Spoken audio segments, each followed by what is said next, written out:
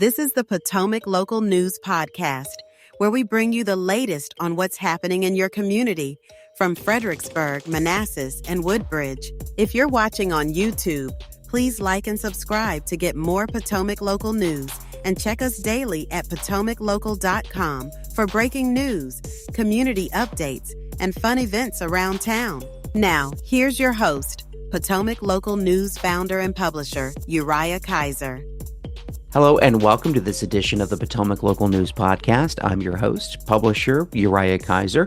Joining us on the podcast today is Rob Orrison with the Prince William Department of Historic Preservation, and we'll be talking about Buckland Mills. And if you're driving on Vint Hill Road in western Prince William County out there near Gainesville, if you don't know what this place is, you just drive right by it. But there is some history there, and the county is very focused on that history. They're working to preserve some of that history at the Buckland Historic Center. And we'll have Rob come and tell us all about that. Rob, thanks for joining us on the podcast today. Yeah, thanks for having me. It's always fun to share new and exciting projects involving our local history and preservation. So thanks for highlighting this cool story. So this property out there in western Prince William County, Buckland Mill, you purchased this property, the Buckland Historic Center. This really got going in December of 2024 when the Board of County Supervisors greenlit the purchase of this property. Give me an overview of what Buckland is. I mean, for locals who know what it is, I mean, it's Buckland. It's a farm. It's a beautiful wide open area. But for those who don't and are driving by and have no idea, set the scene for us. Right. So as you said, Buckland's in western Prince William County. It's literally about 300 yards from the Fauquier County Prince William line. They're on Route 29, Lee Highway, just west of Gainesville. And Buckland was founded in the early 1800s. It has the first post office in Prince William County, which is kind of a neat little history there. Surprising that Dumfries didn't have one, being older, but Buckland does claim the first post office in Prince William. It was a town built along the turnpike. Route 29 was a toll road, turnpike. They had toll roads back then, like they do today. And it was created around Samuel Love's farm, which is called Buckland today. The farm's still there. And there was a mill. There were several mills there: sawmill, post office, taverns. In 1825, Lafayette came back through America. He stopped at the Buckland Tavern there, met with James Monroe, who came down from Oak Hill up in Loudon. So a pretty substantial town. It was one of Prince William's largest towns in the 1800s. Slowly kind of as the railroads come through in the 1850s, it bypasses Buckland and you see the town kind of shrink a little bit. And then today, if you're driving on Route 29, there is a sign in the middle of the median there, but the highway just blows right through the center of town. You wouldn't know there was a little town there unless you looked a little bit to the left and right. But what's really cool about Buckland today is about 90% of that 1800 town is still there. Mostly preserved by the residents. The people that live there have taken a huge interest in their history and have preserved the buildings and the landscape. So this is a great story about a community preserving itself without a lot of government involvement until recently, when our county board was approached to purchase two properties in Buckland, which the first property was purchased in December of 2024. And then actually just yesterday, we closed on the second property right next to it. So the county only owns about 1.5 acres there now, so very small. But the two buildings that we purchased were in pretty bad condition. The people that owned them really wanted them to be preserved, and our board agreed with that and determined to get involved in the preservation out there. So you got two buildings. One is called the Ned Distiller House. That's The right. other one's called the Ash Property. Right. The latter dates back, it looks like, to the early 1800s, and it looks like it's more specific on this Ned Distiller House, which is a cool story because it looks like he was a freed slave who owned property in Buckland in Prince William County, and it looks like that goes back to, again, the early 1800s. So talk about these two properties and their historical significance and what your plans are with them. Sure. So the Ned Distiller House is, I'll be honest, is the reason why the board got involved in this project. It is. So we're still researching this, and history is always, as we do more research, we'll find more out. But we do know that Ned Distiller was a free African American here in Prince William County. He didn't have a last name. He worked at the distillery there in Buckland, so he took his vocation as his last name, which is pretty common for that time period for African Americans. And he, made money through his profession and eventually was able to build this house that we just purchased. Still working on the actual date of that. We believe early 1800s, maybe 1805 to 1810. But what's really interesting is we do know this for a fact. It's the first house in Prince William County that an African American took a mortgage out on, which is very rare. And we do believe it might be the first in the Commonwealth of Virginia. And there are some that think it's the first in the United States. I'm not ready to say that yet. That's a big leap. But it's very rare for an African American at that time period to take out a mortgage, to get a mortgage with a bank and have ownership. So it's a unique story. And with that particular house, our goal is to tell his story, his family's history there in the house. The house next to it, the Ash property that we just closed on yesterday, actually is an older house than the Ned Distiller house. It was called the Gill House in the 1800s. We haven't really determined what we're going to call it. But we just purchased that yesterday, and we do know that it was originally a log cabin at the time of 1810, but we haven't really dug into that property just yet. But we do know it's a historic building. We do know it's there at the beginning of Buckland. And it's part of that original town landscape that's there. Our plans, that's a great question. We formulated some plans internally on the staff level, but we're really going to be working with the community out there to determine what they want. We do know that right now the County Board of Supervisors would like it to be an open historic site. And what that means is it'd be a museum for the public to come experience Buckland, learn about Ned Distiller, learn about the community out there. We're probably several years away from that. Both buildings are in not great shape. They're not in terrible shape. We've restored worse buildings, but they need a lot of work. So we're probably at least 5 years out from actually having these open. But we do know that the board's intent is this to be a public accessible historic site that the public can come, education groups, tourists can come visit. But like I said, working with the community on determining some of those details is going to be important. When those who may have been to Williamsburg, know the way these houses look that were built in the early 1800s and in that time period. Those who have been to Ripon Lodge know a house that's been built in the 1700s and much earlier than that. And so these two houses, which make up this Buckland Historic Center, give me a visual picture of what they look like, how they're built, and the condition that you found them in. Well, the Ned Distiller House is a wood frame building.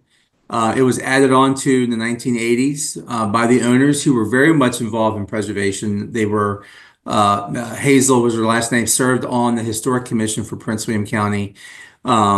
They did an addition to the home that looks very similar to the original portion of the house. So they were very cognizant of making sure that the house that they added onto looked historic. It's been empty for about 8 years. And if you leave any building empty that long, lots of issues happen. The biggest problem we have with the house right now is the roof. The shingles there's holes in the roof. There's really a lot of mold inside the house because of water.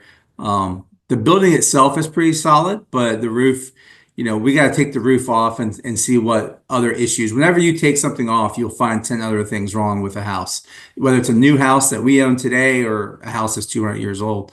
So, I say that if you went out there today, you would see some rotted siding, you would see a really bad roof, but a lot of that's cosmetic. The roof is not. The roof is a bigger issue, but a lot of the things you would see on the exterior of the home are cosmetic. One thing we'll have to do inside the building is when we make it into a museum, you'll have to go through a process to be publicly accessible. So we have to check the width of the doors, all those things. The other property, the Ash House, the Gill House, we've only been inside once, and there's a lot of items in there. It was being stored, a lot of things being stored in there by the landowner who didn't live there. He inherited the property through his family. That's a log cabin that's been added on to. So if you look at that house today, it looks like a two-story house that's been stuccoed on the outside, but the original home is a log cabin. And so I think that house is in better shape than the Ned Distiller house, but we haven't done our deep dive on that yet.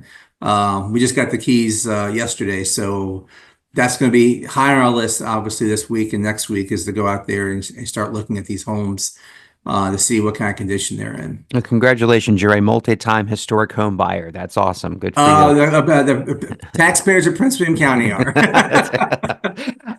So what's this? I mean, so let's think about neighborhood, right? And what this is. And so you mentioned you're at 29. I think it's interesting you mentioned that, it's the railroad sort of bypassed this Right. Buckland area, and that's why it diminished from what it used to be. And here we are now in 2025 where the car is king and Route 29 is Right. running right through what was a major town at one point. What else is in this historic area? I mean, does this, for those who have never been there, does this look like a Williamsburg where there are older homes that are just sitting there, that are owned by other people, not by the county? But I mean, does this have the potential to become a tourism magnet, something similar to? I mean, obviously not as big as a Williamsburg, but Right. bring multiple people to this area once these things open in 5 years from now? Yeah, I think so. Again, it's interesting because, as I said, 90% of that 1810 town is still there. But as you're driving through the four-lane highway running through it, you kind of miss it. You really miss a lot of these historic buildings that are still standing there. Um, yeah, so really our goal is to, even though the focus of the property will be on Ned Distiller, it is to tell the history of Buckland itself, this little town on the western end of Prince William County. There's so many different facets that we can interpret there. I think the biggest draw for us at this site is going to be with school groups. We're seeing a huge influx in school groups looking for authentic historic experiences, saving money on gas, on busing to other areas of Northern Virginia. We can tell a lot of these stories right here in Prince William. And also, I think it makes it more authentic for the community too, to experience these places within their own community. The one thing we probably won't be able to do there because of its size is some of our other historic sites that we own. We do festivals, we do concerts, we do larger stuff. It's a small site. It's only 1.5 acres right now. Although I will say a lot of the people in Buckland are very excited that the county is now involved in telling the story of Buckland. They have big ideas. But the land that we own is so small and restricted by Route 29 and restricted by there's no city water, there's no city sewer, it's drain field, it's well water. So, those are the unfun things to talk about, but they're very impactful when you decide what you want to do with a place. And I imagine there might be a few residents out here who might be excited that, hey, it's not going to be a data center. Too small for that, but yeah, Yeah. you're right. Our biggest challenge out there is going to be access. This property's on the westbound side of Route 29. You can't get to it from the eastbound side. You have to go down, do a U-turn, come back. And anyone that's ever driven Route 29 that area knows everyone goes 85 miles an hour. So, we're going to have to work with VDOT on getting a turn lane established, and all these things are going to have to be done because even though I want to open it right away, we have to open it in a safe way. Yeah, and you guys are no stranger to restoring houses. I mean, talk about some of the work that you've done at Ripon in Woodbridge. Talk about some of the Williams Dahl house that you're doing right Yeah. now in Brentsville, right? You guys are no stranger to this type of work. Right. So our office was created in 2001 by the county. 2007, we did most of our restoration work at Ripon Lodge was 2007, restoring the 1747 house and the 1920s addition to the home. It's funny, we did that in 2007, and now we're about 20 years out when you kind of go back through and fix some of the things that were done. It's a 20-year lifespan, which makes these things obviously very expensive. Brentsville Courthouse is the historic courthouse and jail out in Brentsville, the old county courthouse and jail. Those buildings were also restored in 2007, the jail in 2020. Yeah, so we're constantly restoring something. The William Dahl House out in Brentsville, the county board purchased that 3 years ago. That house right now, we're going through what's called a historic structures report. That's something you do to every building when you get it. If it hasn't been done, architects go through the structure, they see what was original, what's been added onto, make recommendations on what needs to be shored up, what needs to be fixed, what needs to be redone. So we're going through that process right now. And that house also dates back to the early 1800s. Yeah, that house dates back to 1820. Yeah, so you can kind of see most of the things that we own and most of the historic structures that still stand today in Prince William date from about that time period.